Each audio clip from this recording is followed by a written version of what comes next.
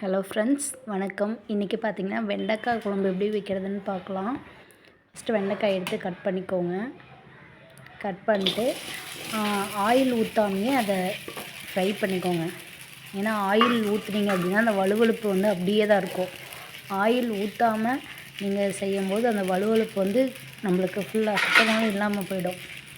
Next பார்த்திங்கன்னா அதை நல்லா ஒரு 3 or 4 மினிட்ஸ் பார்த்திங்கன்னா கொஞ்சம் நல்லா பண்ணி விடுங்க.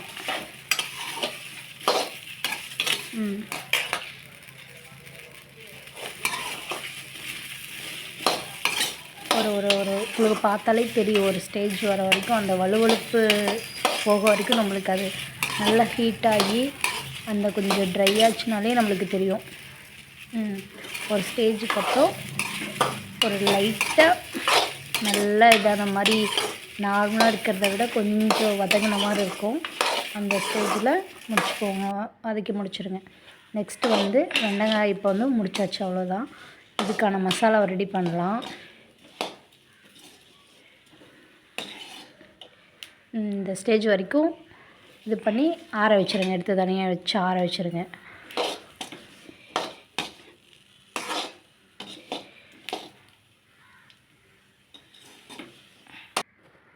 அதுக்கப்புறம் மசாலா ரெடி பண்ணுறதுக்கு ஃபஸ்ட்டு ஆயில் ஊற்றிக்கோங்க. நெக்ஸ்ட்டு அதில் வந்து சோம்பு, பட்டை, கிராம் அதை கொஞ்சம் ஒரு ஸ்மெல் வர்றதுக்காக வாசத்துக்காக போட்டுக்கலாம். நெக்ஸ்ட்டு சின்ன வெங்காயம் ஒரு 20 பல். நான் பார்த்திங்கன்னா ஒரு 4 பேர்த்துக்கு சமைக்கிறேன்.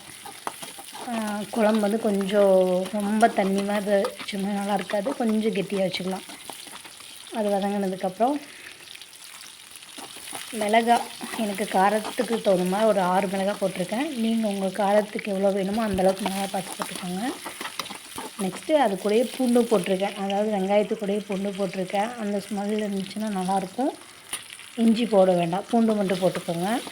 போட்டுட்டு நல்லா வதக்கிட்டு நெக்ஸ்ட்டு பார்த்திங்கன்னா அது கூட சீரகம் ஒரு ஸ்பூனு, கொத்தமல்லி ஒரு ஸ்பூன் போட்டுக்கோங்க. போட்டு அதையும் சேர்த்து நல்லா வதக்கிட்டு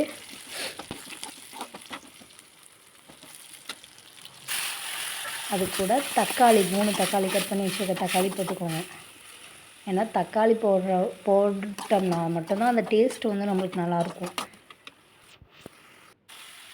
அதை நல்லா வதக்கிக்கோங்க. அதுக்கப்புறம் மஞ்சள் தூள் கொஞ்சம் போட்டுக்கோங்க, அதாவது ஒரு பிஞ்ச் அந்தளவுக்கு போட்டுக்கோங்க.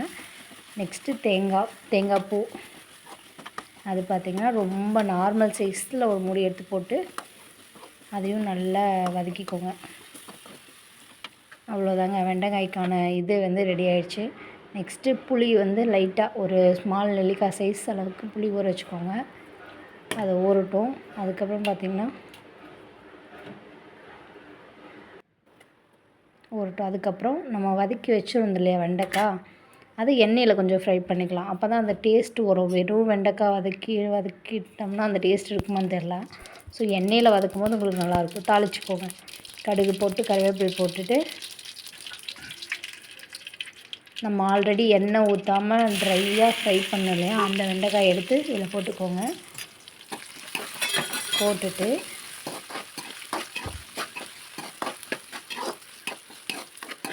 நல்லா கொஞ்சம் ஒரு 2 மினிட்ஸ் வந்து வதக்கி விடுங்க.